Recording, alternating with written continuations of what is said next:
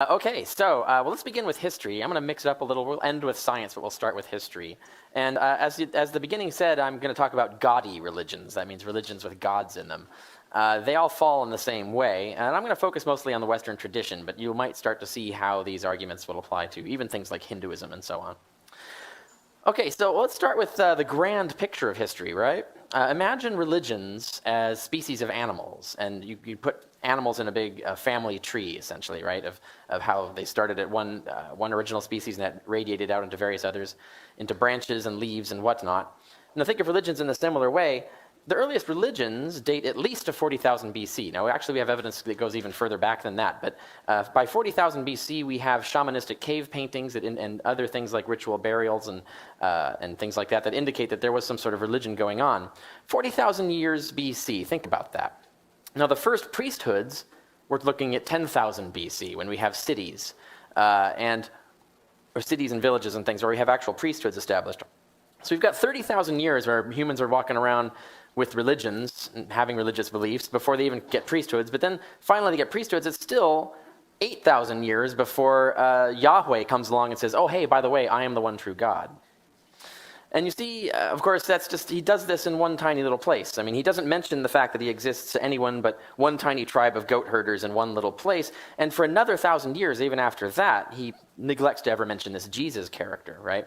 So when you look at history, this Yahweh religion, this Yahweh-based religion, even Christianity, just looks like one among many. It makes no sense from the perspective of a cosmic deity who would, of course, been revealing the gospel from, year 40,000 BC.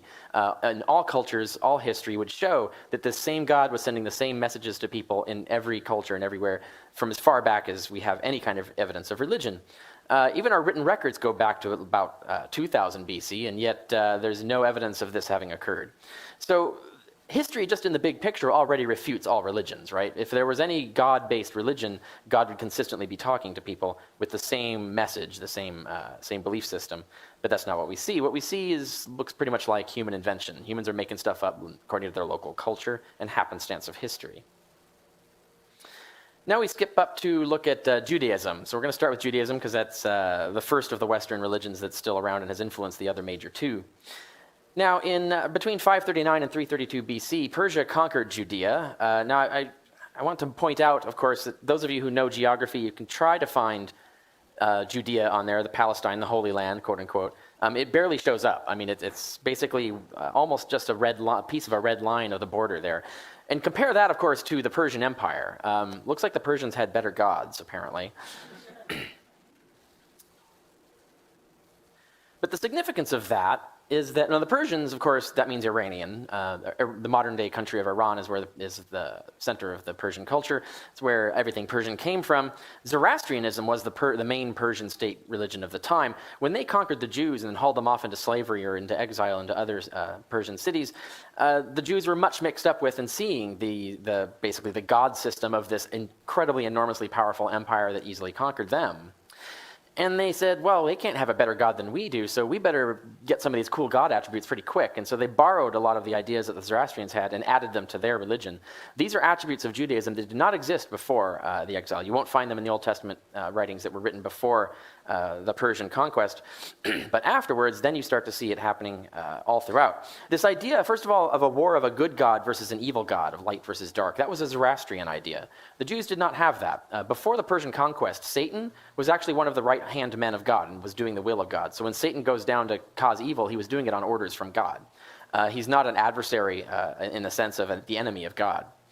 But after that, of course, Second Temple Judaism started to acquire this idea of Satan as a rebel who took a legion of angels, rebelled against God, and was cast out of heaven, and now is responsible for all evil, and now all death in the world and so forth is this big struggle between the good God and the evil God, God and Satan and so on, which the Christians picked up. But that comes from Iran. That's a Persian idea.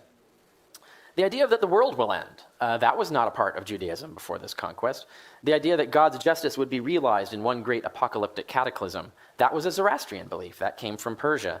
The Jews liked that idea. They adopted it. And of course, they turned everything around so that it would be the Persians that God would melt and not the other way around. But the idea comes from the Iranian conquerors.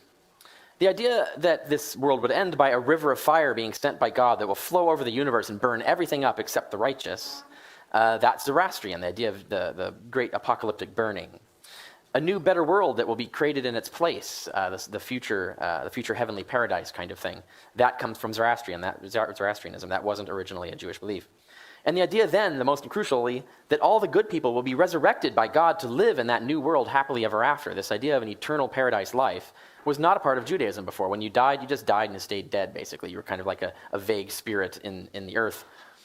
They didn't have an idea of an eternal paradise or an eternal afterlife, but the Jews picked that up from the Zoroastrians, and it became a fundamental requirement of Judaism. Now, when you look at the Talmud, one of the requirements of being a Jew is affirming that you'll be resurrected. Everyone else is explicitly declared a heretic in the Talmud.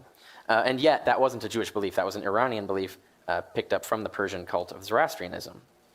So when you look at this, you realize that this is just man-made religion, right? This is not a single God who thought of all this stuff at the origin point of Judaism. There was no, you look at when God's communicating with Abraham in the Bible, he doesn't say, oh, by the way, the world is going to end at a certain time. I'm going to resurrect everybody. I'm going to burn everything. And there's this awful guy named Satan, and you need to watch out for him. That's not there, right? So all of that stuff gets added on later, and it's borrowed from a human-created religion of Zoroastrianism. So certainly, this is a historical piece of evidence that shows that Judaism is not a God-oriented or God-originated religion. It's just another cobbled-together man-made thing. Now, other things, of course, you know there are failed prophecies in the Old Testament, but related to this idea of God, of the Zoroastrian influence on Jewish belief, I'm going to read one particular prophecy that is conspicuous for not having happened, therefore refuting the entire Bible, because they can't possibly be a supernatural deity communicating to these prophets if they get things wrong. And it's also pretty horrific here. And this shall be the plague, I'm going to read. This shall be the plague whereby Jehovah will smite all the peoples that have warred against Jerusalem. Their flesh shall rot away while they stand upon their feet, and their eyes shall rot away in their sockets, and their tongue shall rot away in their mouth. That's, by the way, where Steven Spielberg got the idea for Raiders of the Lost Ark, melting. Here it is. And the same plague shall befall the horse, the mule, the camel, the ass, and all the beasts that shall be in their camps. What do the animals do? That's kind of rude. And it shall come to pass that anyone that is left of all the nations that came against Jerusalem shall go up from year to year to worship the King, Jehovah of hosts, and to keep the Feast of Tabernacles. And it shall be that whoever of all the families of the earth does not go up to Jerusalem, that's all the families of the earth, if they do not go up to Jerusalem to worship the King, Jehovah of hosts, upon them there shall be no rain. And if the family of Egypt even go not up and come not, neither shall rain be upon them. There will be that plague too, don't forget, whereby Jehovah will smite the nations that go not up to keep the Feast of Tabernacles.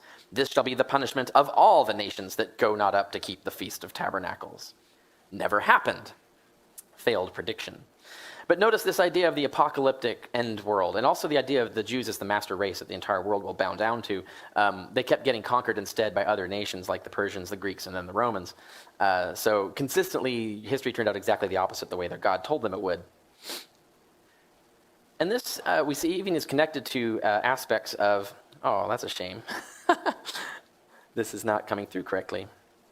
Well, I can't read the passage. The passage is hidden back behind there, and this isn't playing. Oh, I wonder if I can make it play.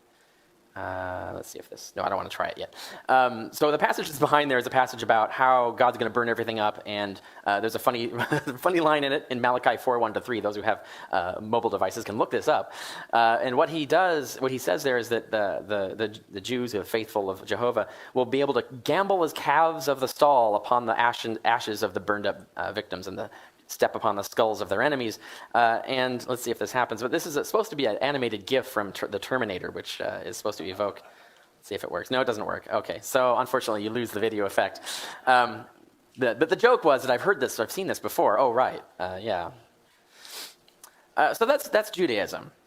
And you could go on and on about that, but the point is it's very easy to look at historical facts and show that it's a man-made religion. It doesn't have a pipeline to God, so it's not a divine thing. And so what they're saying about God is probably not true.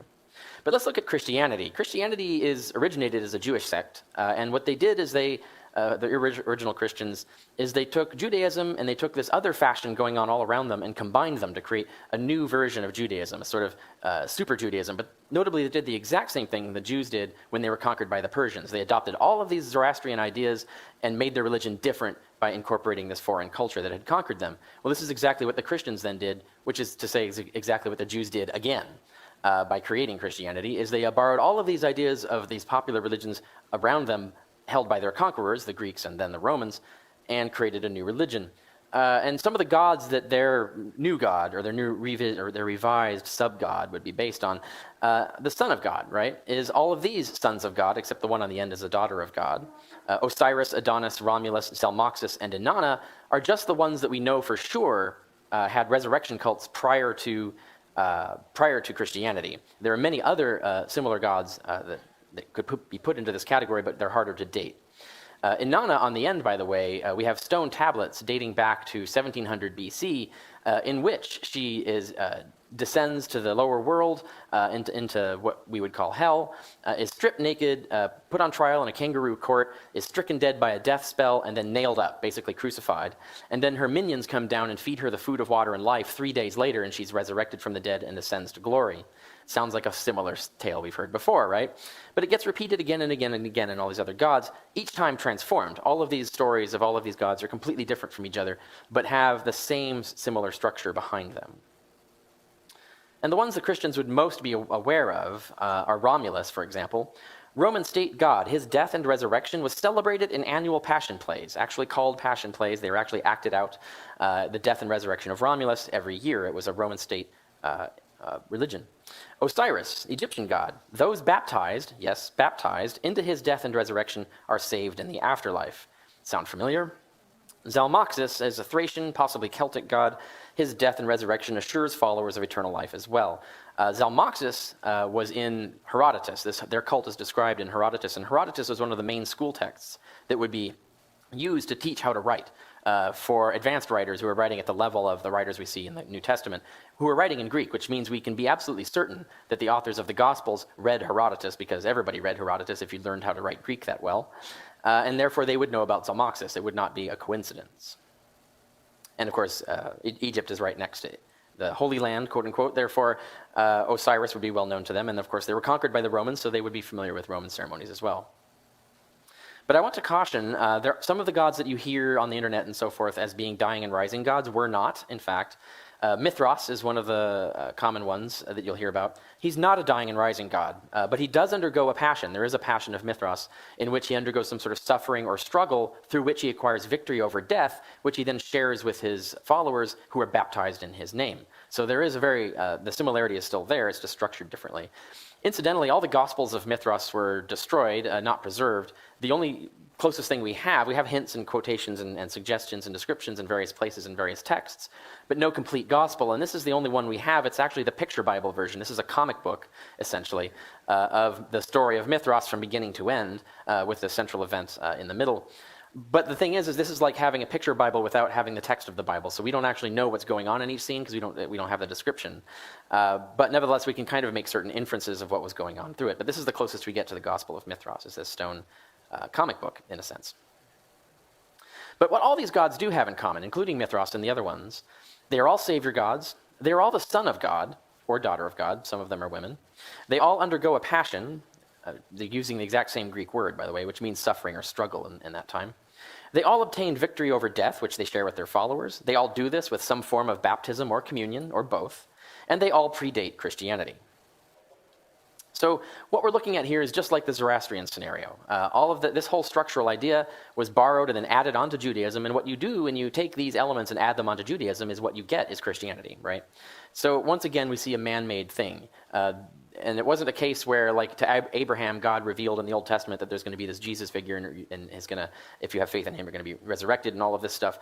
This stuff doesn't appear until, coincidentally, when the Jews are conquered by a nation that has religions that have these elements. So it looks like man-made, not divinely made. So Christianity is just like Judaism, borrowed from other religions. Let's talk about evil. So I'm going to move on into a different period of history. It's another broad scope of history. Let's look at it that way. But we'll start with Epicurus, so given this famous line. Is God willing to stop evil but unable? Then he is not powerful. Is he able but unwilling? Then he is not good. Is he both able and willing? Then how can there be evil?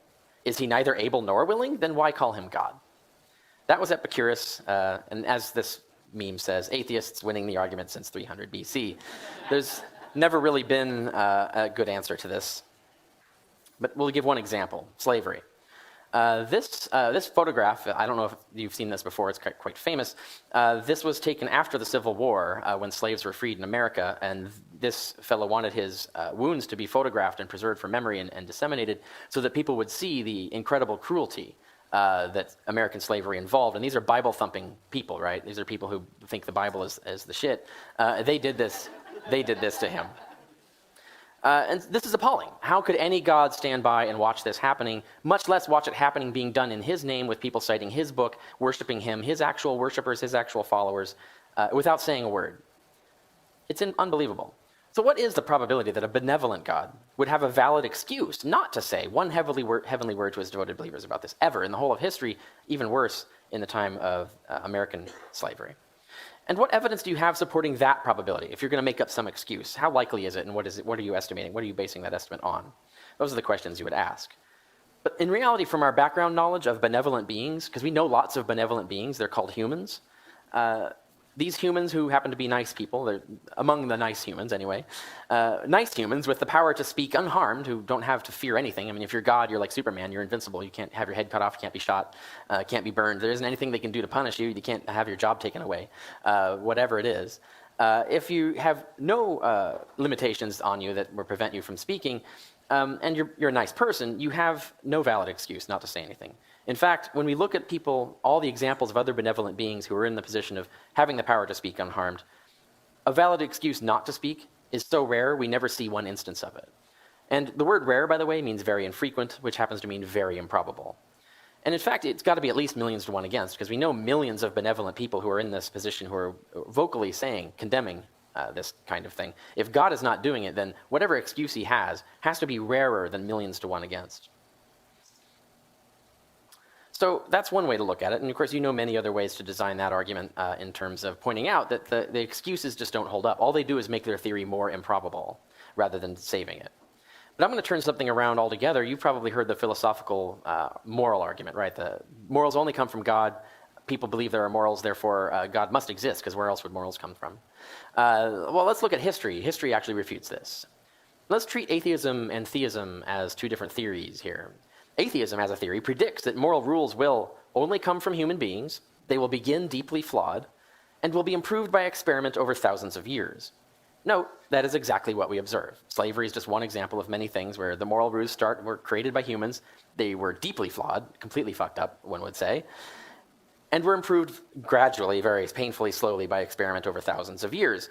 Therefore, atheism is vindicated by the historical record. Theism, as a theory, however, predicts a universe directly governed morally right from the start. In other words, the correct moral laws are disseminated immediately from the beginning. It would have been 40,000 BC, not 800 BC. But we would also possibly see the universe actually designed to be moral. We would have justice laws, stewardship of the world, enacting justice and mercy on God through God. We see none of these things. All of the things you would expect from a moral engineer are not there.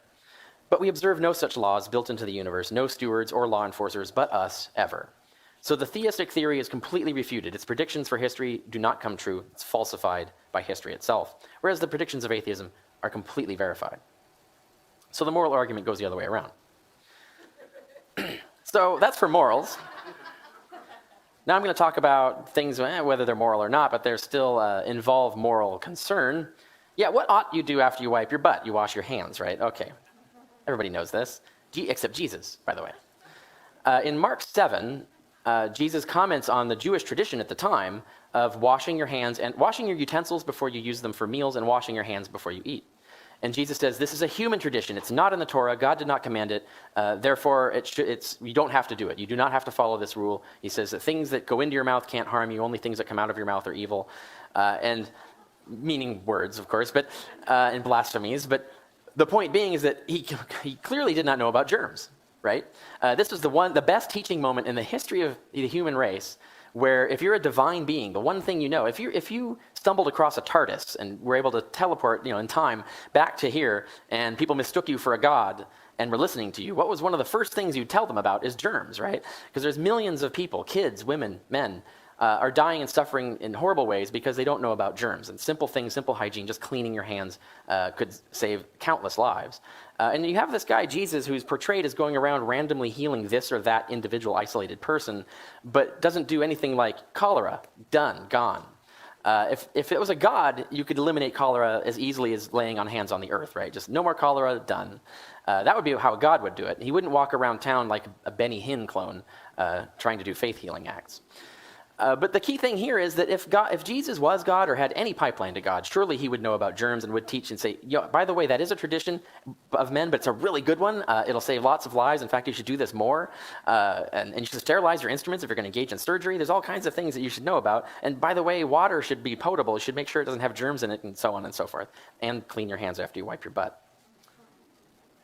But instead, Jesus seems to act like diseases are caused by demons inhabiting a person. In other words, he acts like the same primitive mindset of the time. So here we have conclusive evidence just in the Gospels themselves. Even if you treat them as literal books, Jesus is not God, because God would know about germs. So clearly God has not been talking to anyone. For all of these, it's just examples after example after example. There are many more one could go on. So history proves God's not been talking. Islam's no different. I'll briefly just say that the Quran also fails to mention germs, incidentally. So when the angel Gabriel was rambling on and on and on with these surahs to Muhammad, you'd think by the end Muhammad would be pissed off that Gabriel didn't at any time mention germs. That would have been really helpful information. By the way, also so would the printing press and a few other things. The Quran also endorses slavery, including sex slavery, which of course the Old Testament also does.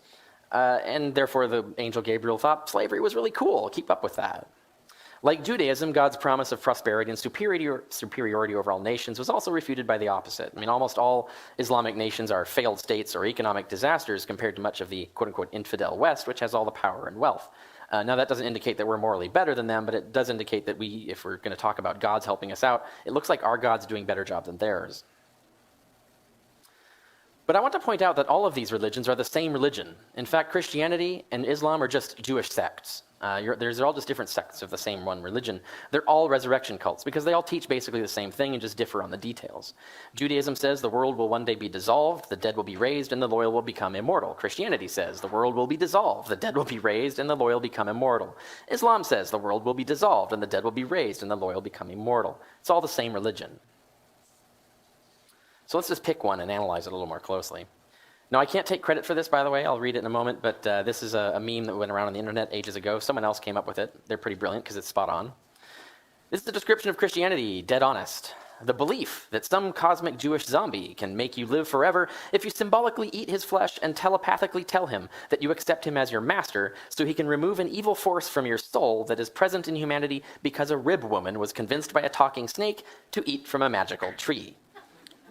That is literally the Christianity that was being taught in its first, let's say, 1,800 years, almost 2,000 years of Christian history.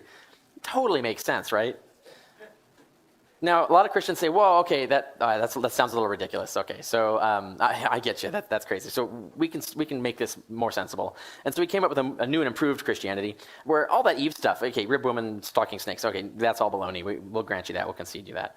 But I still have an imaginary friend who magically manipulates the world for me, and he also magically impregnated a woman 2,000 years ago, and she bore him a son who underwent an ancient ritual of blood sacrifice in order to dispel a curse laid upon me, thus ensuring I will be immortal. Footnote, although I've never seen this work for anyone else before. Now, that's completely honest and correct analysis of Christianity, a description of it, and yet it looks absurd when you actually spell it out that way. But what if someone came up to you and said that they have an imaginary friend named Zalmoxis, who they insist is really real, and they'll never die, because this ancient demigod cleansed their soul with blood magic, which grants them the power of living forever in a magical place no one can see. That actually existed. That was the description of the Zalmoxis cult, which is attested in Herodotus, as I mentioned, 500 years before Christianity. So if Zalmoxis cult is ridiculous, Christianity is ridiculous because it's just the Jewish version of the same religion. But let's go to history more recent. Heaven's Gate cult. The Heaven's Gate cult was in California, and they committed suicide, mass suicide, believing that their souls or the information in their brains would be teleported into a spaceship.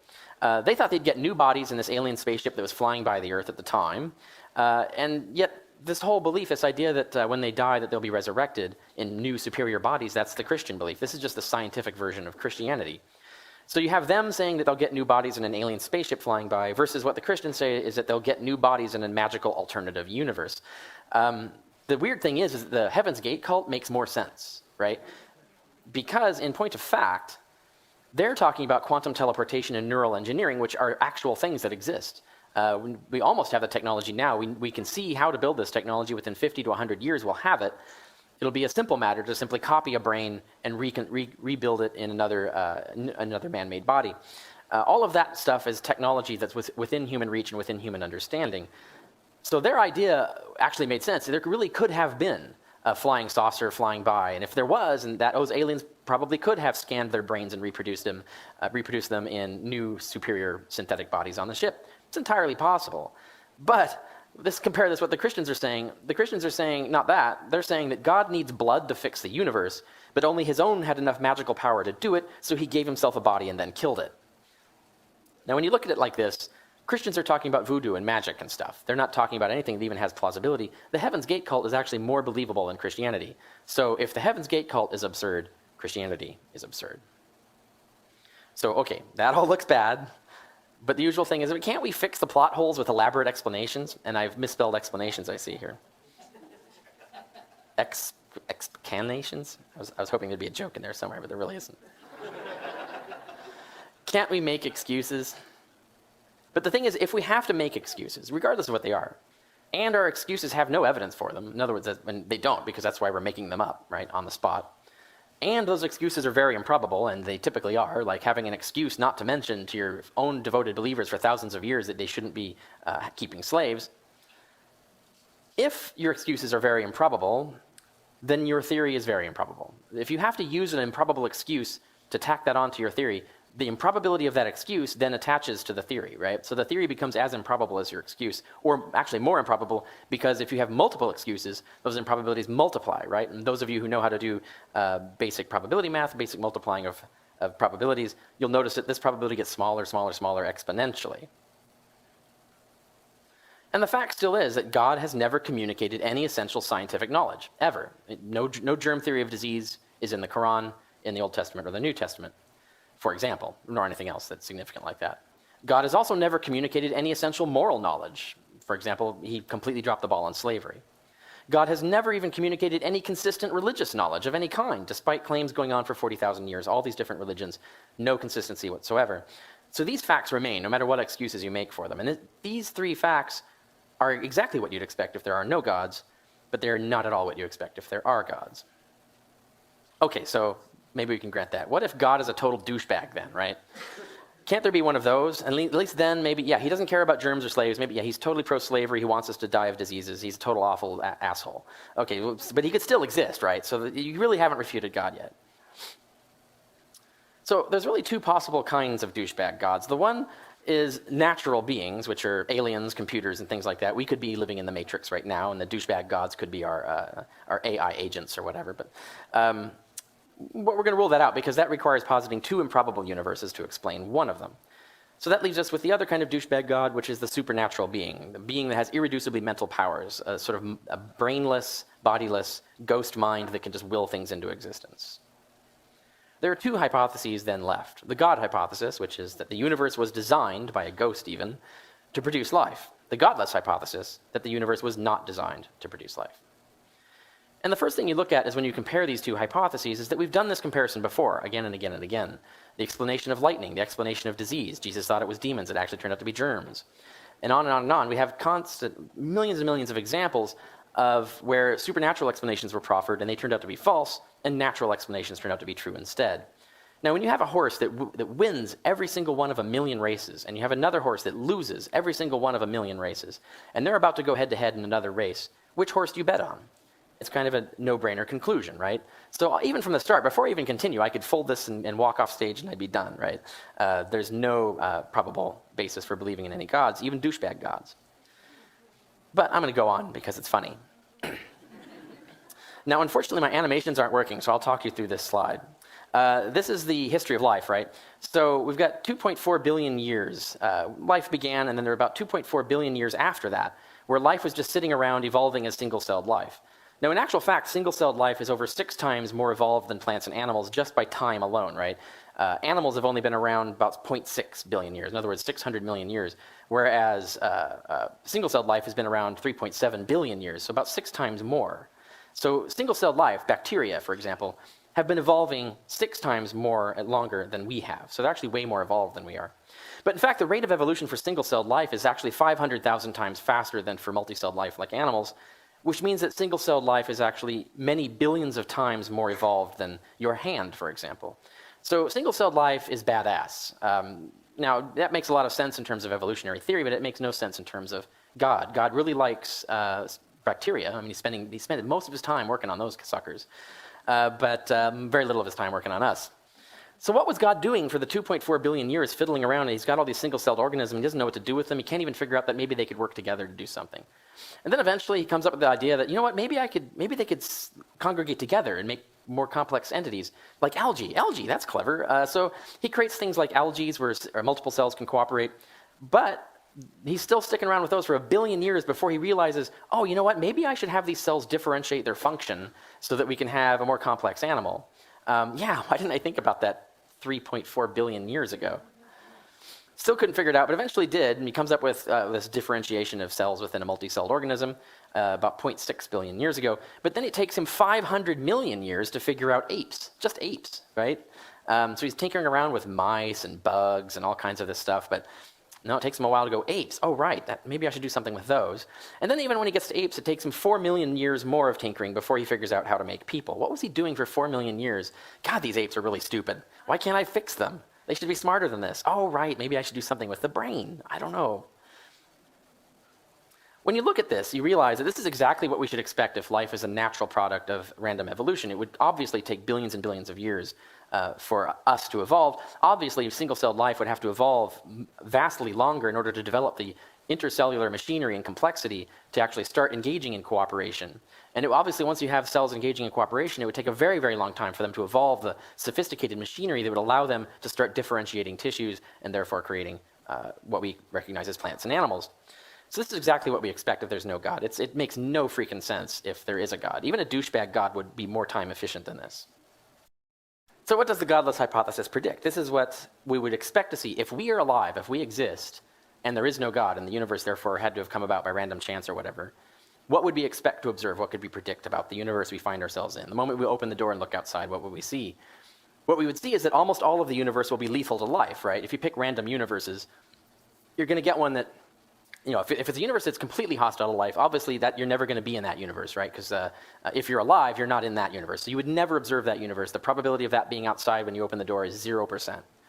But if the universe is randomly picked from among all the possible universes that could just by chance maybe produce life, then what you're going to see outside that door, if it's not been intelligently designed, is a universe that's almost entirely lethal to life, but life is just a very small, very rare occasional outproduct of it. Now, because we know, in this case, if life is not engineered, if it's not intelligently designed, it has to be an extremely improbable chemical accident. The right chemistry has to come together just the right way. So we know that's a cat. We have to concede that. That's true. If there's no God designing things, there's no designer, that's the only way life could come about. But we also know from probability theory that extremely improbable events almost always occur only in vast spaces and timescales. In other words, if an event is 1 billion to 1 against, but you have 1 billion events, right? So the odds of you having one of those events is actually quite high. So what you would expect to see outside that door is a really enormous number of failed attempts to create life and just one or a few random successes, because that's what you would normally appear to see if there's no design. But that's what we notice, right? This is what we look at. When we look outside that door, what we see is a universe that trudged along for 10 billion years before life began on Earth. We see there are trillions of galaxies, with billions of stars each, and many planets and moons on average per star. And that's just the part of the universe we can see, by the way. The universe is actually predicted to be many times larger than even the part we can see, so that trillions is probably a low estimate, a very low estimate of galaxies. And we notice that single-celled life, like I pointed out, evolved for 2 billion years before multicellular life arose from it. All of these things that we expect to see if life is a product of random chance and not a product of design. We could have predicted that without even knowing it before we looked outside the door. But it gets worse than that. When you look at the universe and map and catalog what's in it, 99.99999% of the universe is a lethal radiation-filled vacuum. Think about that. That's almost the entirety of the universe. It's just a tiny, tiny, tiny little bit that is not a lethal radiation-filled vacuum. So God really, really likes lethal radiation-filled vacuums if he's the designer. But it gets worse than that, because once you erase all of that and let's just focus on the stuff. Okay, there's very little stuff. It's almost all deadly space. But what's left, let's look at that. We just look at the material. 99.999999% of all the material in the universe composes stars and black holes on which nothing can live, right? Think about that. Like, most of the matter in the universe is dedicated to these gigantic things called stars and black holes that are vastly huger than planets. All that mass, and they are exactly the one place where life is not going to be found. They're incredibly lethal and hostile to life. You can't live there. And then, okay, so set aside all of that and just look at the tiny little crumbs that remain. 99.99999% of all the other material in the universe, space dust, asteroids, planets, moons, is barren of life or inhospitable to life. That's an extremely bizarre thing to observe for an intelligently designed universe that's supposed to be custom built to make life, right? This is actually the opposite of what we would expect then. But this is exactly what we'd expect to see the moment you open the door if there is no God, because the only universe we could be in is one like this. Or at least the probability is extremely high. That's what we'd see. And I want you to think about this in terms of scale. Imagine this house that I've got up here. Now imagine this house contains the entire universe that we know about, the entire known universe. The amount of volume in this house that would be hospitable to life, the rest of it is completely entirely lethal to life. The amount of volume that would be hospitable to life would be smaller than a single proton. Not smaller than a bacterium, even smaller than the proton in an atom in a bacterium. If you walked into that house, you see that it's almost entirely lethal to life, and you couldn't even find the one proton that life was living on in there. Would you conclude that the house was designed to create life or designed to be hospitable to life? No, you'd conclude the opposite. Now, it's worth pointing out that Aristotle actually thought the universe was much more conducive to life than this, and he described it a complete cosmos. In going all the way to the stars, it was completely inhabited and completely inhabitable. Aristotle's universe was 10 to the power of 30 times more hospitable to life than ours is, which means Aristotle is a vastly better engineer of universes than God would be, apparently. I think even a douchebag God could outdo Aristotle, but evidently not. So the results. We cannot predict any distinct features of this universe on the God hypothesis. Almost all the distinct features of it are unexpected. To the contrary, the God hypothesis predicts very different observations should be made, but we can successfully predict numerous very weird features of this universe, its vast size and its incredible lethality and all of that, on the godless hypothesis. In fact, the probability that the universe would look like this, the way I've described it, is 100% expected. It's exactly the universe we should expect to see the moment we look out the door. Now, so then what they'll come up with is, well, but fine-tuning is so improbable, and the universe requires fine-tuning. The problem is that their God requires more fine-tuning. In fact, they're proposing, first of all, they're proposing something we have no evidence of, a brainless mind, a mind without a body. We have no evidence that that's even a possible thing. So they're already off the rails from the start. But even if we grant them that, what they're proposing is that there is a mind that just happens to exist for no reason, that is at least as complex as a human mind, because he has to be at least as intelligent as a human and have at least as much knowledge as a human. In reality, of course, their God, they're imagining, is vastly greater than that and therefore vastly more complex. But if you're going to pick random soulless or random bodiless minds out of a grab bag of all logically possible bodiless minds, and you want to get something that's human, intelligent, or better, you're going to have to get information specificity equivalent to human or better. In fact, information specificity, the complexity of human intelligence, is in the vicinity of 10 to the power of 5 billion. So think about that, 10 to the power of 5 billion. That's extraordinarily unlikely. In other words, the attributes required for a creator are extraordinarily improbable attributes to have. Theology thus posits an even greater coincidence than a random universe. They want to explain a mildly finely tuned universe by positing a massively finely tuned God, and not explaining where that fine-tuning came from. And maybe they'll go to gods all the way down, like the turtle argument, but I think that's a losing way to go, and you know they won't go there. So here's the summary. No moral God is likely to exist on present evidence, quite clearly. Only very improbable excuses can rescue God from that. No supernatural causes or communications have ever been discovered, but millions of natural ones have. Excuses make no difference to the resulting probability. And the universe is contrary to predictions of any likely God hypothesis. Only improbable excuses make it fit. And the universe is exactly what is predicted by the godless hypothesis. Even really weird predictions come true. And that's the state of things, and that's where we get from science and history. So we could write Ulan Khulufad's book long before he actually is supposed to have written it, according to Douglas Adams. And I could say, well, that about wraps it up for God. Thank you.